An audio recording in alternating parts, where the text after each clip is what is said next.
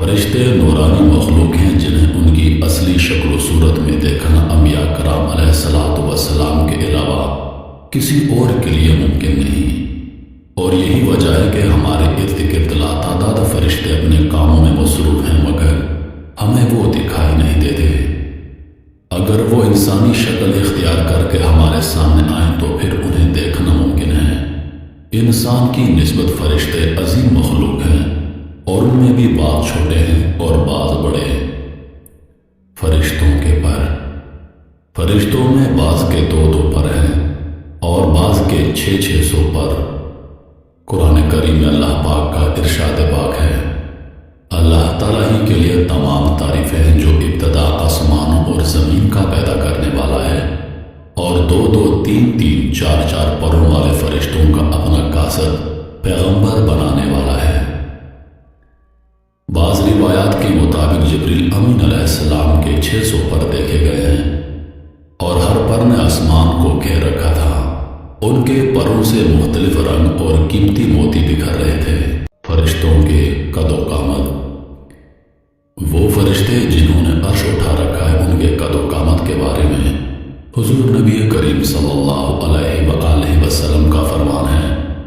مجھے ان میں سے ایک فرشتے کی قد و قامت بیان کرنے کی یہ اجازت ملی ہے، اور اس کا وجود کتنا بڑا ہے اس کا اندازہ اس بات سے کیا جا سکتا ہے کہ اس کے کان کی لو سے کندھے تک کا درمیانی حصہ اتنا لمبا ہے جتنی 700 سال کی مسافت۔ ایک دوسری حدیث میں سیدنا انس رضی اللہ عنہ سے مروی ہے کہ حضور نبی کریم صلی اللہ علیہ وآلہ وسلم نے ارشاد فرمایا، عرش کو اٹھانے والے فرشتوں میں سے ایک فرشتے کے بارے میں مجھے یہ بتانے کی اجازت دی گئی ہے، اس کے پاؤں سب سے نچلی 7ویں زمین میں ہیں، اور اس کے کندھوں پر عرش ہے، اور اس کے دونوں کانوں کی اور کندھوں کے درمیان اتنی دوری ہے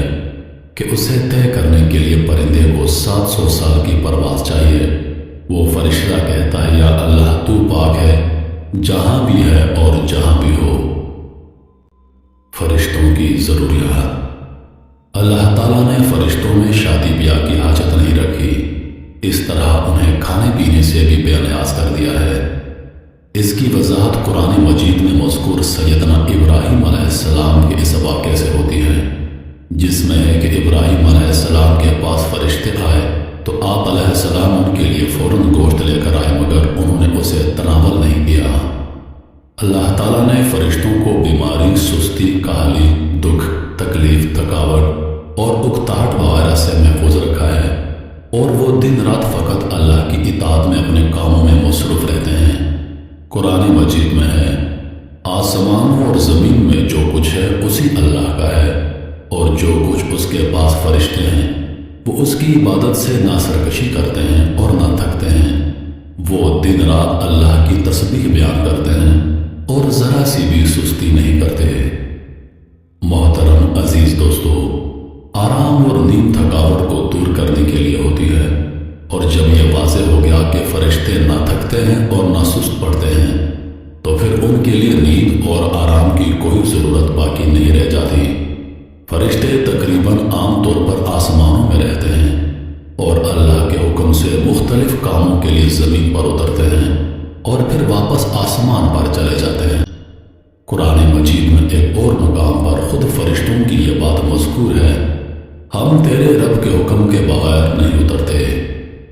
فرشتوں کی تعداد، فرشتوں کی تعداد کتنی ہے اس کے بارے میں کوئی تفصیل نہیں ملتی، کیونکہ اللہ تعالیٰ کا فرمان ہے، تیرے رب کے لشکروں کو اس کے سوا اور کوئی نہیں جانتا۔ بعض احادیث سے معلوم ہوتا ہے کہ فرشتوں کی تعداد بہت زیادہ ہے، بلکہ اندازہ ہوتا ہے کہ انسانوں اور جنوں سے بھی ان کی تعداد زیادہ ہے۔ سیدنا ابو ذر رضی اللہ عنہ سے مروی ہے کہ اللہ کے رسول صلی اللہ علیہ وآلہ وسلم نے فرمایا، آسمانوں میں کہیں 4 انگلیاں جگہ بھی ایسی نہیں جہاں کوئی نہ کوئی فرشتہ سجدہ ریز نہ ہو۔ سیدنا عبداللہ بن مسعود رضی اللہ عنہ سے مروی ہے کہ اللہ کے رسول صلی اللہ علیہ وآلہ وسلم نے فرمایا،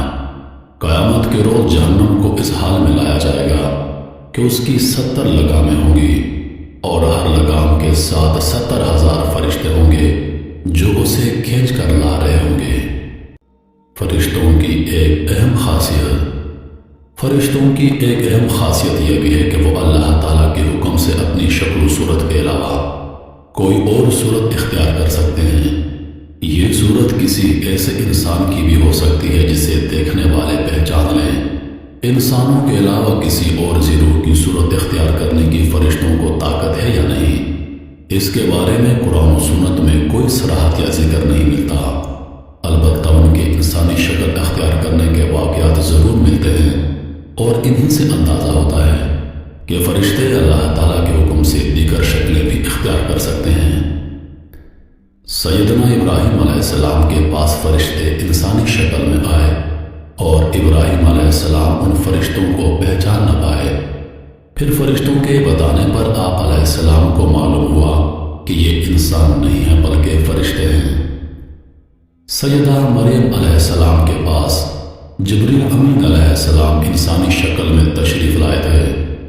اور جبریل امین علیہ السلام سوائے 2 مرتبہ کے ہر مرتبہ نبی کریم صلی اللہ علیہ وآلہ وسلم کے پاس انسانی شکل میں تشریف لائے۔ اللہ تعالیٰ نے فرشتوں کو انسانوں اور جنوں سے کئی گنا زیادہ قوت و طاقت عطا کر رکھی ہے۔ حضور نبی کریم صلی اللہ علیہ وآلہ وسلم نے جب طائف کے مقام پر وہاں کے لوگوں کو اسلام کی دعوت پیش کی تو آپ علیہ السلام پر وہاں کے لوگوں نے ظلم و جبر کی انتہا کر دی، اور حضور نبی کریم صلی اللہ علیہ وآلہ وسلم کو لہو لہان کر دیا۔ تو اس مقام پر سیدنا جبریل امین علیہ السلام تشریف لائے۔ انہوں نے آواز دی اور کہا کہ اللہ تعالیٰ حضور نبی کریم صلی اللہ علیہ وآلہ وسلم کے بارے میں آپ کی قوم کی باتیں سن چکا ہے، جو انہوں نے آپ کے خلاف اقدام کیا وہ بھی دیکھ چکا ہے۔ آپ کے پاس اللہ تعالیٰ نے پہاڑوں کا فرشتہ بھیجا ہے، آپ ان لوگوں کے بارے میں جو چاہے اس فرشتے کو حکم دیں۔ اس کے بعد پہاڑوں کا فرشتہ مخاطب ہوا، اس نے حضور نبی کریم صلی اللہ علیہ وآلہ وسلم کو سلام کیا اور عرض کی، اے اللہ کے رسول، آپ جو حکم دیں گے میں اس کی تعمیل کروں گا۔ اگر آپ چاہیں تو میں دونوں طرف کے پہاڑوں کو ان پر لا کر ملا دوں جن سے یہ پس جائیں۔ اس طرح جبریل امین علیہ السلام کی قوت و طاقت کے بارے میں قرآن مجید میں ہے۔ انہیں حضور نبی کریم صلی اللہ علیہ وآلہ وسلم کو زبردست طاقت والے فرشتے نے سکھایا ہے جو زور آور ہے۔ فرشتوں کی موت کا بیان۔ جس طرح انسانوں کی پیدائش اور موت کے مختلف مراحل ہوتے ہیں، فرشتوں کے لیے یہ مراحل نہیں ہیں، یعنی دنیا میں نئے انسان پیدا ہوتے ہیں اور پہلے سے موجود انسان فوت ہوتے رہتے ہیں، لیکن اس کے برعکس جب اللہ تعالیٰ نے فرشتوں کو پیدا کیا ہے تب سے وہ زندہ ہیں، اور قیامت قائم ہونے تک جب تک اللہ پاک چاہیں گے وہ زندہ رہیں گے، اور اللہ تعالیٰ کی طرف سے انہیں جو ذمہ داریاں دی گئی ہیں انہیں احسن طریقے سے وہ پورا کرتے رہیں گے۔ لیکن جب قیامت آئے گی تو یہ فرشتے بھی موت سے دوچار ہوں گے، اور ایک ایسا وقت آئے گا جب کائنات میں اللہ تعالیٰ کے علاوہ کوئی چیز زندہ نہ رہے گی۔ اسی صورتحال کو قرآن مجید میں اس طرح بیان کیا گیا ہے، زمین پر جو ہے سب فنا ہونے والے ہیں، صرف تیرے رب کی ذات جو عظمت اور عزت والی ہے وہی باقی رہ جائے گی۔ مزید ایک جگہ فرمایا کہ ہر نفس کو مرنا ہے۔ عزیز دوستو، ان آیات سے معلوم ہوا کہ یہ ساری کائنات تباہ ہوگی اور اللہ تعالیٰ کے علاوہ ہر ذی روح موت سے دوچار ہوگی۔ اس کے بعد سب سے پہلے اللہ تعالیٰ اسرافیل علیہ السلام کو زندہ کریں گے اور انہیں حکم دیں گے کہ وہ سور پھونکیں، جس سے وہ ساری مخلوق جو مردہ تھی زندہ ہو جائے گی، جیسا کہ ارشاد باری تعالیٰ ہے۔ پھر دوبارہ سور پھونکا جائے گا، بس وہ سب کھڑے ہو کر دیکھنے لگ جائیں گے۔ اجماع امت سے یہ بات ثابت ہے کہ فرشتوں پر بھی اسی طرح موت و فنا نے آنا ہے جیسے دیگر تمام مخلوقات پر موت آئے گی، اور اس بات پر قرآن و سنت کے دلائل بھی شاہد ہیں، جیسا کہ فرمان باری تعالیٰ ہے، اس ذات باری کے علاوہ ہر چیز نے فنا ہونا ہے، جس میں فرشتے بھی شامل ہیں۔ فرشتوں کی موت کی تکلیف اور جہاں تک فرشتوں کی موت کی کیفیت کا تعلق ہے تو اس حوالے سے قرآن و سنت کے نصوص صحیحہ سے ہمیں کچھ نہیں ملتا، البتہ چند ضعیف روایات اور آثار اس حوالے سے ضرور ملتے ہیں، خصوصاً 4 بڑے فرشتے سیدنا جبرائیل، میکائیل، اسرافیل اور ملک الموت کی کیفیت کے حوالے سے۔ لیکن یہاں یہ بات اچھی طرح سمجھ لینا چاہیے کہ یہ مسئلہ غیبی معاملات سے تعلق رکھتا ہے اور غیبی امور سے متعلق کچھ بھی اس وقت تک بیان نہیں کیا جا سکتا جب تک کہ اس کا ثبوت قرآن کریم یا صحیح حدیث سے نہیں ملتا۔ قرآن و سنت کے ظاہری آثار سے یہ بات سمجھ میں آتی ہے کہ تمام فرشتوں کی ارواح کو ملک الموت ہی قبض کریں گے اور ملک الموت بغیر کسی فرشتے کے روح کے قبض کیے فوت کیے جائیں گے۔